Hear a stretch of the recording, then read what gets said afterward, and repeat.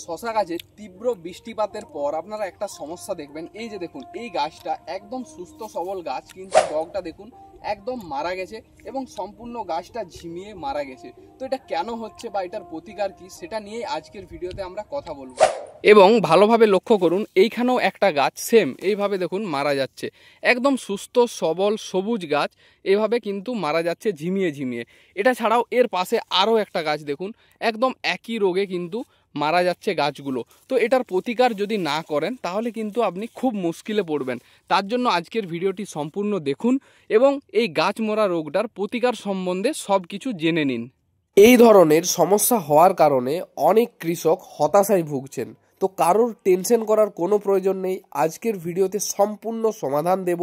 কোন ঔষধ ব্যবহার করলে সবথেকে এটার ভালো কাজ হবে সেটাও আপনাদের সামনে উপস্থাপনা করব।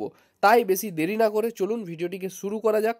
কিন্তু ভিডিওটি শুরু করার আগে সকলকে একটি রিকোয়েস্ট, এখনও যারা আমাদের চ্যানেলকে সাবস্ক্রাইব করেননি অবশ্যই সাবস্ক্রাইব করে রাখুন, কারণ কৃষি সংক্রান্ত বিভিন্ন নিত্য নতুন তথ্য আমাদের চ্যানেলের মাধ্যমে আপনারা পেতেই থাকবেন, আর সেটাকে ব্যবহার করে আপনার কৃষিতে আরও অনেকখানি উন্নতি লাভ করতে পারবেন। ভালোভাবে আপনারা লক্ষ্য করুন, এই যে গাছটা, এই গাছটাতে কিন্তু দেখুন একটা জালিও চলে এসেছিল। তো এটা কেন মরেছে সর্বপ্রথম আমি দেখাচ্ছি। দেখুন এই যে গাছটা, এটার গোড়া কিন্তু একদম, যদি আমি গোড়াটা ভালোভাবে লক্ষ্য করাই আপনাদের দেখাই, গোড়াটা দেখতে পাচ্ছেন একদম সম্পূর্ণভাবে কিন্তু পচে গিয়েছে। তো গোড়া পচার কারণে এই রোগটা মানে এই সমস্যাটা দেখা দিচ্ছে এবং সম্পূর্ণ গাছ মারা যাচ্ছে। দেখুন ভালোভাবে যদি লক্ষ্য করেন, গোড়াটাতে কিন্তু একদম পচে গেছে। দেখুন কোনো কিছু করার নেই, এই গোড়াটা পচনের কারণেই এই রোগটা হচ্ছে। এর পাশাপাশি আমি আরও একটা গাছ আপনাদের দেখাচ্ছি। এই যে এই গাছটা দেখুন, এই গাছটাও কিন্তু সেম, গোড়াটা কিন্তু পচে গেছে। হয় গোড়া পচেছে, না হয় কিন্তু গোড়া ফেটেছে। যে কোনো একটা কারণে এই ধরনের সমস্যাটা দেখা দিচ্ছে। যেহেতু দীর্ঘদিন যাবৎ প্রচুর পরিমাণে বৃষ্টি হচ্ছে এবং মাটি প্রায় ভিজিয়ে থাকছে, এই কারণে গোড়া পচার সমস্যাটা বেশি দেখা যাচ্ছে। যদি আপনারও জমিতে এরকম গোড়া পচা দেখা যাচ্ছে, সে আপনার ছোট গাছ হোক অথবা বড় গাছ হোক, আপনাকে যে ঔষধগুলো ব্যবহার করতে হবে সেটা মন দিয়ে শুনুন। কারণ এই ঔষধগুলো যদি ব্যবহার না করেন তাহলে কিন্তু আপনি যে শশার প্রজেক্ট করেছেন এটাতে অনেকখানি লস হয়ে যেতে পারে। তার জন্য আজকের ভিডিওটা খুবই গুরুত্বপূর্ণ। দেখুন এই অবস্থা যখনই আপনাদেরকে দেখা যাবে, যদি একদম ছোট গাছ হয়, সেই অবস্থায় আপনারা যেটা ব্যবহার করবেন সেটা হচ্ছে মেটালাক্সিল ও ম্যানকোজেব। মেটালাক্সিল ম্যানকোজেব প্রতি 15 লিটার জলে 50 গ্রাম হিসাবে ব্যবহার করবেন। সাথে যদি পারেন একটা হিউমিক জাতীয় যে কোনো শেকড়ের ওষুধ ব্যবহার করবেন, তাহলে গাছটা অনেকটা মজবুত হবে ও শেকড় বৃদ্ধির কারণে খুব সহজে পচে মারা যাবে না। নেক্সট, যদি গাছ বড় হয় বা লতাতে শুরু করে দিয়েছে, সেই অবস্থায় আপনাকে যেটা ব্যবহার করতে হবে সেটা হচ্ছে কপার অক্সিক্লোরাইড, তার সাথে মাইসিন। এই দুটো কম্পোজিশন যদি একসাথে জানতে চান কোন ওষুধে আছে, তাহলে আপনারা কণিকা বলে একটা ওষুধ পাওয়া যায়, এটাকে বেছে নিতে পারেন। কারণ এর মধ্যে কাসুকামাইসিনও রয়েছে আর সেই সাথে কপার অক্সিক্লোরাইডও রয়েছে। যদি এটা অ্যাভেলেবেল না থাকে তাহলে আপনারা কপার অক্সিক্লোরাইড নামে বিভিন্ন মার্কেটে ওষুধ পাওয়া যায়, তার সাথে আলাদাভাবে মাইসিন কিনেও ব্যবহার করতে পারেন। এটা যদি ব্যবহার করেন, সম্পূর্ণ সমাধান না হোক প্রায় 70 থেকে 80% আপনার গাছকে বাঁচাতে পারবেন।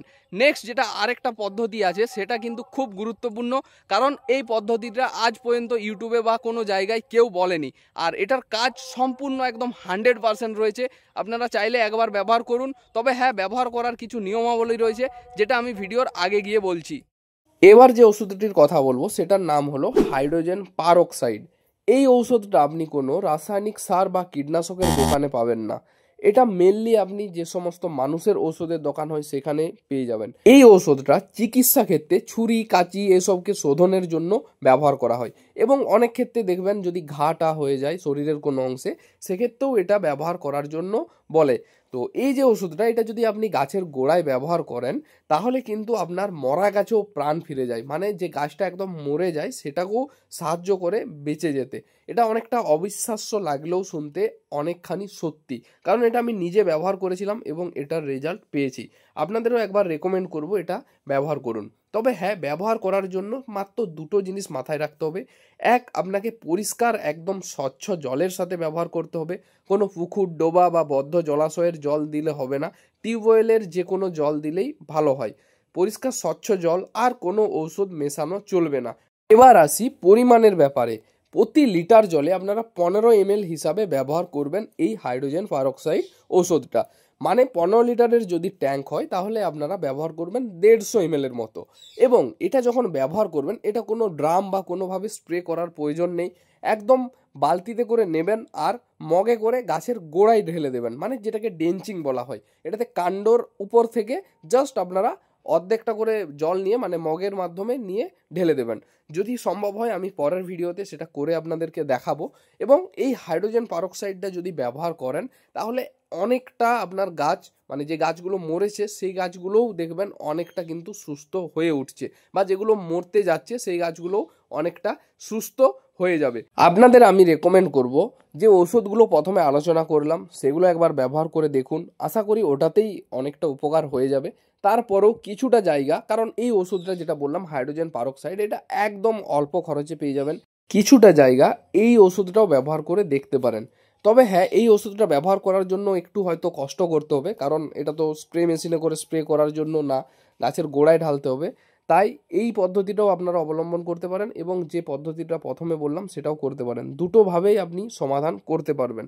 যাই হোক, আজকের ভিডিও এখানেই শেষ করছি। সকলেই ভালো থাকুন ও সুস্থ থাকুন।